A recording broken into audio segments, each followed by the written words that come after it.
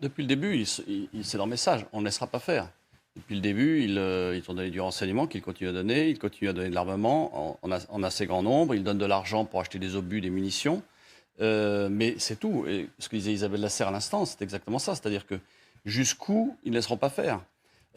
Parce que militairement parlant, les Russes conquièrent petit à petit du terrain. Est-ce qu'on va faire la guerre contre les Russes pour arrêter, ou est-ce qu'on continue à donner les armes? Par exemple, les Polonais ont donné 272 chars T-72 ou 250 chars. C'est plus que les chars de l'armée française. Il faut bien se rendre compte du volume que ça représente en réalité. C'est-à-dire que même si nous, on donnait tous nos chars, ça serait sans doute pas suffisant. Et est-ce que la France et les pays occidentaux doivent, au contraire, se désarmer et donner tout leur armement? Je ne le pense pas, sincèrement. Ils ne se désarment pas. Moi, c'est une façon de poser... Non, général, je vous respecte évidemment, et tout. Mais ils ne se désarment pas. On arme notre camp. Je veux dire, on ne fait pas la guerre par procuration, général. C'est-à-dire vous donnez des chars français? Vous donnez des chars français? Attendez, et ils servent à quoi, les chars français? À défendre la France. Qu'est-ce qui se passe là-bas? On ne défend pas la France là-bas, on ne défend pas nos valeurs, on ne défend pas l'Europe. Moi, vous avez compris, ce que je prends, c'est ça. Il y a toujours des gens qui disent, oui, on se désarme. Non, on ne se désarme pas. On arme des gens qui font la guerre pour nous en ce moment. Qui font la guerre pour nous. Général, les guerres, elles ne se font pas que par procuration. On ne dit pas, mais démerdez-vous là-bas, tant que vous mourrez pour nous, ça ira. Mais à un moment donné, vous le voudrez ou non... Je ne suis pas convaincu qu'ils fassent la guerre pour nous. Ils font la guerre d'abord pour eux. Oui, d'accord, mais enfin, attendez, alors il faut arrêter avec les grands discours. C'est l'Europe qu'on défend là-bas, c'est les droits de l'homme qu'on défend là-bas, c'est la démocratie face à un tyran qu'on défend là-bas, c'est une conception de l'homme qu'on défend là-bas face à M. Poutine. On ne dit plus ça. On dit, ils se démerdent, ils gagnent, ils perdent, on les aura aidés. Moi, je pense que si on perd là-bas et si on accepte, ce ne sera pas, on s'arrête là, on a le Donbass, et puis maintenant, tout va bien. On verra. Malheureusement, évidemment, Général et Isabelle Lasserre, général. Je pense qu'ils sont pas, les Russes n'ont pas les possibilités d'aller beaucoup au-delà de là où ils sont aujourd'hui. Je vous rappelle que les mêmes Français disaient qu'ils n'avaient pas en tête d'intervenir en Ukraine 3 jours avant. Oh non, mais quand même, c'est russe. Général, c'est pas vrai. C'est pas vrai. J'étais patron d'un service de renseignement, je sais exactement ce que savaient les Français, enfin je n'y étais plus, mais enfin je devine bien ce qu'on est capable de voir ou de ne pas voir. Et effectivement, les Russes ont attaqué contre eux. Personne n'imaginait qu'ils le feraient parce que les conséquences, même pour la Russie, sont très fortes et très lourdes, et on le voit bien. Mais de là à nous donner tout notre armement aux Ukrainiens pour que les Ukrainiens fassent la guerre à notre place, je ne suis pas convaincu de ça du tout. On n'a qu'à aller la faire là-bas, la guerre, si vous voulez. Allez-y, vous êtes un homme politique. Isabelle Lasserre, ce sont les décideurs politiques qui décident. C'est justement ce courage qu'ils doivent avoir à un moment donné, les décideurs politiques. Isabelle Lasserre voulait réagir, allez-y. Le sol français lui-même ne sera pas attaqué, mais si jamais un pays comme la Pologne est attaqué, la France a déjà des chars en Roumanie, la France a déjà des chars en Estonie, donc prêt à intervenir. Général, vous avez raison de dire que ce n'est pas à vous, que c'est à la classe politique. Mais quand j'entends, moi, à longueur de temps, un certain nombre d'hommes et de femmes politiques ne mettre l'accent que sur les conséquences terribles qu'il va y avoir du conflit en Ukraine, que oui, on se soucie beaucoup de la liberté, mais que ce qu'ils ont en charge, c'est le prix du pétrole, c'est les conséquences pour la population et tout. Je dis, on nous prépare à des reculades et à des abandons à coup sûr. Vous pariez?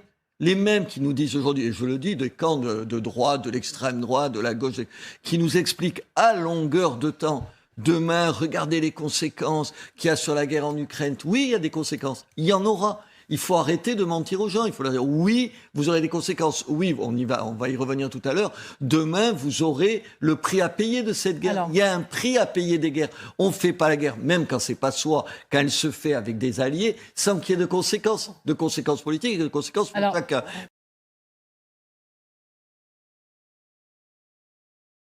L'automne, à l'hiver, quand nous, on va devoir potentiellement se priver parce qu'il va falloir peut-être donner du gaz et de l'énergie aux Allemands. Est-ce que vous pensez que ça va passer? Parce que beaucoup de Français pourraient se dire, nous, on a quand même essayé de tout bien faire, puis en plus, on a rempli nos stocks, et puis ça fait des mois qu'on parle de pouvoir d'achat et qu'on est en difficulté, et il faudrait aider les Allemands, et pourquoi nous, en gros, on aurait froid pour aider les autres? Est-ce que vous le craignez, ce débat-là? J'ai en mémoire, et je ne dois pas le seul ici à avoir en mémoire, des propos sur les Allemands, pas forcément sympathiques, pour pas dire plus, d'une partie de la classe politique.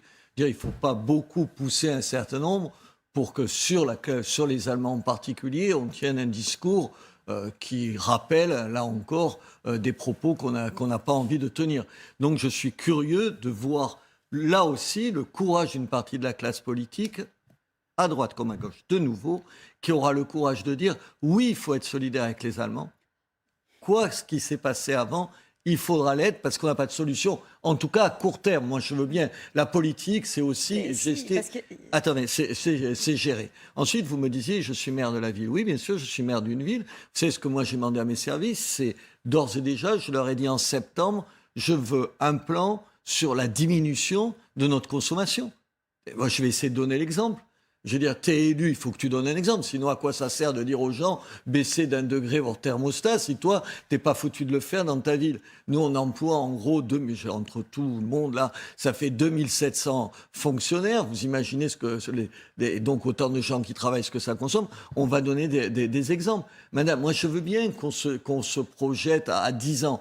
Aujourd'hui, mais aujourd'hui, on a besoin, d'être solidaire avec le reste de l'Europe, qu'on aimait ou pas les choix qu'ils ont faits. 2, qu'on soit sobre, il a raison sur ce point-là, le pouvoir public a raison, et il faut donner l'exemple. Moi, je pense que si on ne fait pas ça, on est juste irresponsable. Géraldine Mosner. Vous n'avez qu'un bout du problème. La solidarité, oui, mais la solidarité ne va pas sans réciprocité. Et si le problème de cette solidarité exigée sans...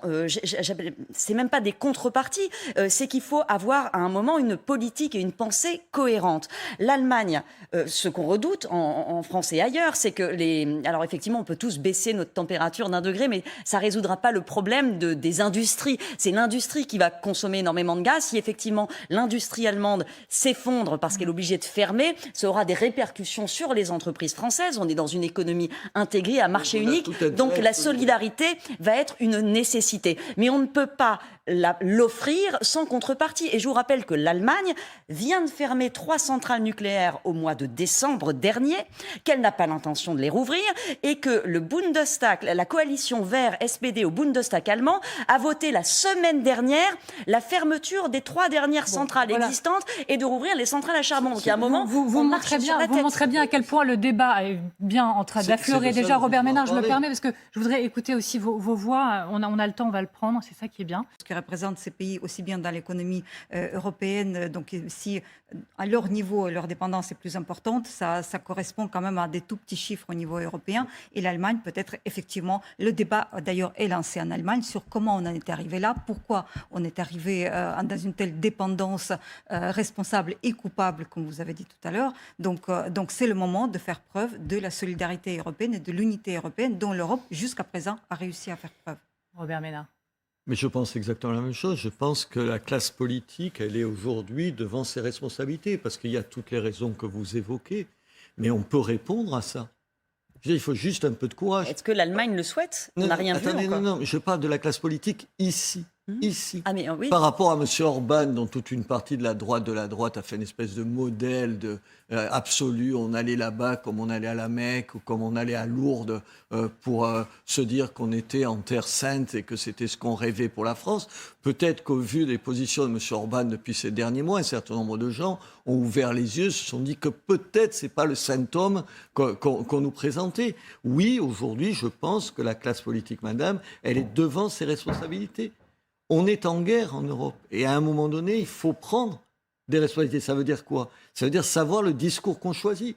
Est-ce qu'on tient un discours, une espèce de démagogie électorale qui consiste à flatter à longueur de temps ses propres troupes en disant « Ah oui, mais c'est vrai que tout ça, c'est très très loin. On va d'abord s'occuper de nous et de vos petits intérêts. » Ou on va avoir le courage de dire « On est en guerre, on défend un certain nombre de choses et on prend un certain nombre de décisions. À ce jour, déjà, est-ce que le gouvernement a assez préparé les esprits ? Parce qu'avant d'arriver à tout ça, il faut quand même préparer un peu le terrain. L'Allemagne ou encore l'Espagne, ça fait des semaines qu'ils ont des plans qui sont annoncés, etc.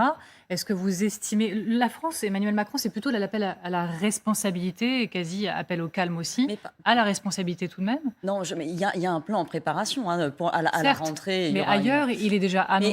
Il est déjà annoncé parce qu'ils n'ont pas la même dépendance. C'est vrai. On n'est pas du tout dans la même situation. Il faut bien le rappeler. La solidarité, ce sera la France vers l'Allemagne. Ce ne sera pas l'inverse. Donc c'est la donnée, elle est là. Pour une fois, effectivement. Mais on peut aussi comprendre la position du gouvernement français, qui est de dire pas de solidarité sans réciprocité. Il va aussi falloir que l'Allemagne et le gouvernement allemand prouvent, pas uniquement dans les mots, mais dans des actes, qu'il a compris qu'il a quand même entraîné une bonne partie de l'Europe dans un mur. Vous avez raison. Dans un mur. C'est à ça que sert l'Europe. Et quand même, moi je constate, vous l'avez dit tout à l'heure, que l'Europe, elle se porte plutôt mieux qu'elle se portait il y a un an. Elle résiste plutôt mieux qu'on ne l'imaginait il y a un an. Regardez même sur la défense européenne, les décisions qui viennent d'être prises, où l'Europe met de l'argent pour acheter, pour aider à ce que les pays européens achètent ensemble des armements et plutôt des armements fabriqués en Europe. Je trouve que tout ça va dans le bon sens. Moi, je suis optimiste à condition que les voix des politiques soient des voix responsables et qu'on n'assiste pas, comme on assiste dans d'autres terrains aujourd'hui, une espèce de surenchère démagogique. Vous regardez ce qui se passe dans l'hémicycle, vous tombez à la renverse en vous disant ils sont juges-jobards. Ils sont juges-jobards. Oui, ça va au-delà de ce qui est supportable. En tout cas, l'Occident, dans sa préparation au scénario du pire, c'est aussi, donc on l'a vu tout à l'heure un peu, c'est frapper à d'autres portes que celle de la Russie pour essayer d'obtenir le gaz dont on pourrait avoir besoin. Oui, madame, est-ce que du coup, qui vous disent que dépendre de la Russie comme dépendre des Américains, au fond, c'est la même chose. Évidemment, quand tu commences à dépendre du Qatar, c'est pas forcément souhaitable non plus, par exemple. Je parle des États-Unis. Vous avez remarqué que c'est juste. Oui, les États-Unis, ce sera quand même plus juste, du Qatar. Oui, d'accord, mais les États-Unis, juste, c'est quand même plutôt notre allié, quand même. Grosso modo, c'est plutôt une démocratie, contrairement à ça. Ça ne peut pas être une solution de long terme. Ah oui, d'accord. Quoi qu'il en soit, est-ce que ça oblige les Européens donc à frapper effectivement à d'autres portes? Et en somme, on sort des mains de la Russie, mais pour se mettre potentiellement aussi dans d'autres mains, d'autres alliés de circonstances et recréer des interdépendances qui pourraient être problématiques aussi à l'avenir. Quel est le problème d'acheter du gaz aux États-Unis? Moi, je n'en vois aucun, si ce n'est l'argent que ça coûte, parce que le gaz... Le gaz de schiste auquel on fait traverser la planète en cargo, peut-être. Et très cher. C'est peut-être un problème. Cher, polluant. Enfin, si, c'est un problème. Quand il y a la guerre, peut-être qu'on peut accepter que des choses soient polluantes. C'est un problème financier. C'est pas un problème de... Je veux dire, les États-Unis ne sont pas une dictature, donc il vaut mieux dépendre quand même des États-Unis que dépendre de la Russie. Le problème, c'est un problème économique et financier. Comment on va faire pour payer? Irina Dmitrichine. Oui, je pense qu'il faut, effectivement, vous m'avez demandé ce à quoi ça me fait penser, et ce qu'on a vu au Parlement français ces derniers jours, c'est juste désolant quand on voit ce qui se passe en Ukraine et quand on compare le triste spectacle auquel on a pu assister. Je pense qu'il y a des deux mots choisis le moindre. Peut-être le Qatar n'est pas le partenaire rêvé, mais essayons de faire les choses progressivement, et pour l'instant, l'urgence, c'est de ne pas laisser Poutine gagner son pari. Robert Ménard, vous avez dit il y a tout juste quelques secondes, en temps de guerre, on peut peut-être accepter des choses plus polluantes. Bon, on est en temps de guerre, quoi, en somme, c'est ça. Il y a des urgences. La vie, c'est des compromis. La vie, c'est de faire avec le réel. On ne peut pas peut-être avoir la même politique aujourd'hui énergétique en Europe qu'il y a 3 ans, quand on était tous à penser que jamais la Russie envahirait l'Ukraine. C'est comme ça. Moi, je prends acte des choses. Et vous le disiez, madame, il faudra discuter avec les Allemands et peut-être leur dire que leur phobie antinucléaire, aujourd'hui, il faut peut-être juste qu'ils s'interrogent là-dessus. Et pas seulement, il faut aussi que les Français s'interrogent. Je préférerais qu'on construise en urgence en France des méthaniseurs grande échelle plutôt que des terminaux